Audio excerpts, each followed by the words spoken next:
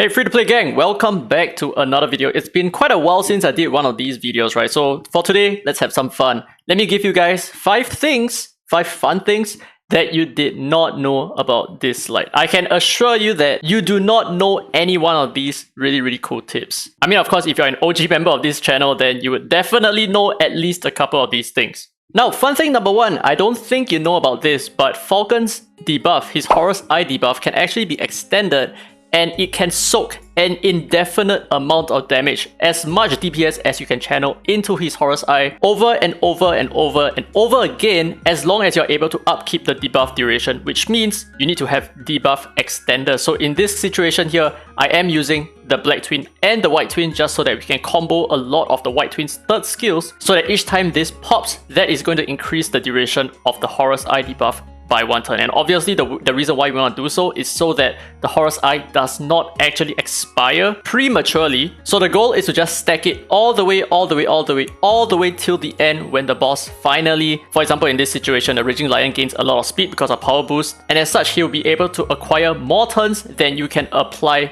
or at least extend the debuff durations of the Horus Eye. And as such, he will eventually reach a point where he takes so many turns, removes all the Horus Eye stacks on himself, and eventually take damage in this situation. Obviously, you can do a lot more crazy stuff. If you have much bigger DPS espers, you can definitely chain combo this way. Like for example, if you're using a Camille, right, you can just spam her first skill that's going to perpetually extend Falken's debuff duration, and you can pair it with Gaius, for example, right? So eventually when the boss finally takes X number of turns, the boss is going to snap, he's going to take in a massive amount of DPS.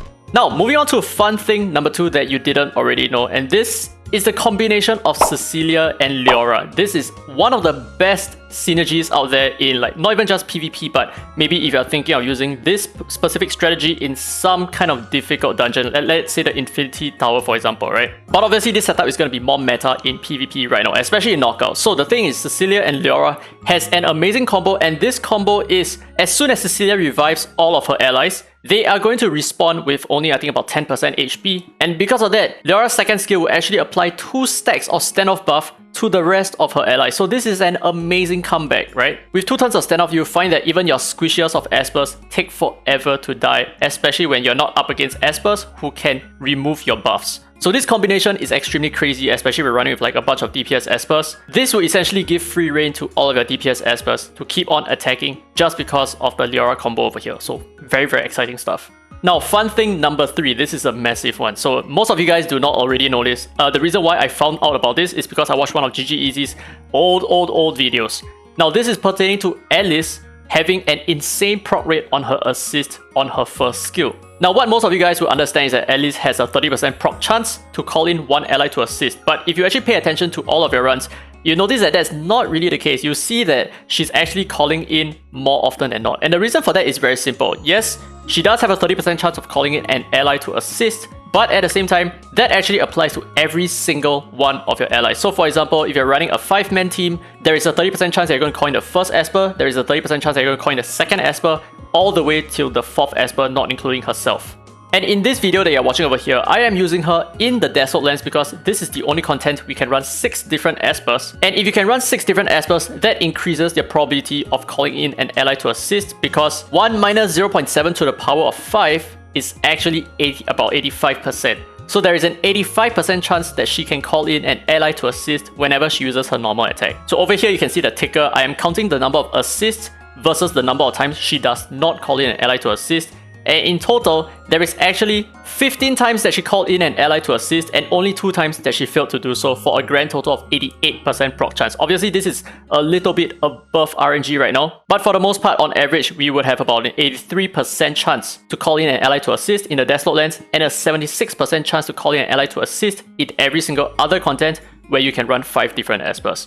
So this is a major thing for Alice. This is also a big reason why Alice is broken in the Dislyte lens. She's extremely strong there because of the number of assists that she can carry out. But also, one very interesting thing to take note of in this particular subject is that you notice that sometimes after Alice calls in Xuanpin to assist, Xuanpin might actually recall Alice back to assist, but in this situation, Alice can only call in one ally to assist within a single turn. So this counts as a single turn, and you notice that Alice does not actually call in another ally to assist anymore afterwards, or at least during this 1 turn itself. This is how the game works.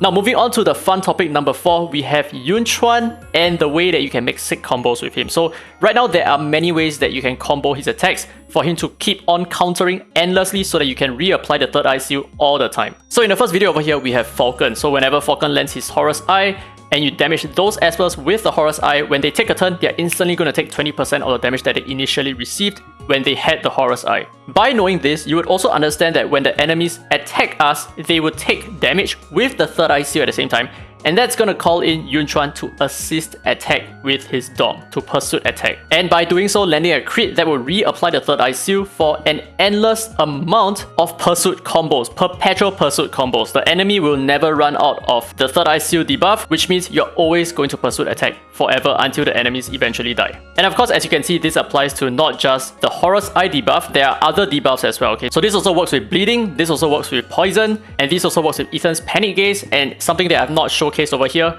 Pandora's box as well. That is one of the best combos with Chuan.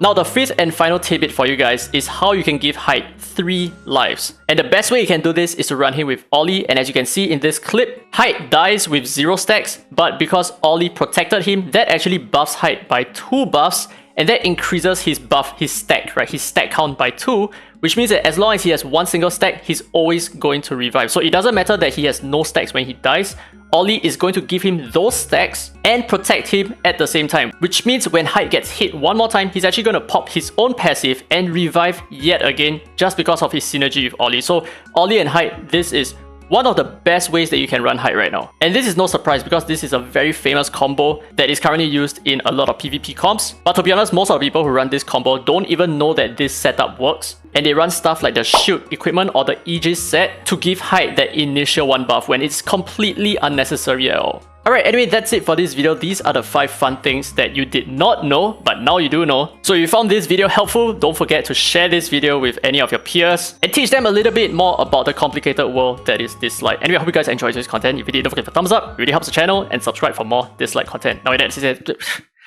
said, this has been there. I was so close to having a perfect outro. Now with that said, this has been there. Free to play, and as always, I will see you in the next video.